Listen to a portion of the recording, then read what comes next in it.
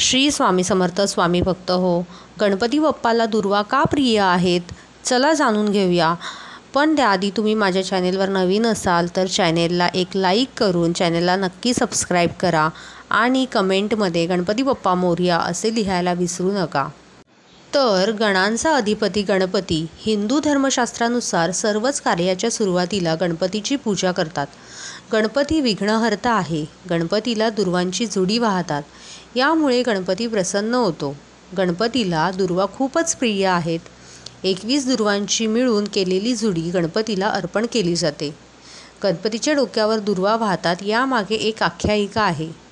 ऋषीमुनी आणि देवता यांना अनलासूर नावाच्या राक्षसाने त्रास द्यायला सुरुवात केली होती. अनल म्हणजेच अर्थात अग्नी. देवतांच्या विनंतीनंतर गणेशजींनी त्या असुराला गिळून टाकले. यामुळे गणेशाच्या पोटात जळजळ होऊ लागली.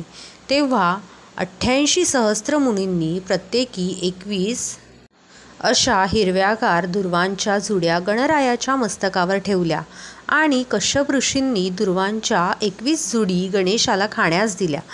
यावेळी अथक प्रयत्नांनंतरही गणेशाच्या पोटातील न थांबलेली जळजळ कमी झाली. त्यामुळे यापुढे मला दुर्वा अर्पण करणाऱ्यास हजारो यज्ञ, व्रते, दान व तीर्थयात्रा केल्याचे पुण्य मिळेल असे गणराया म्हणाला.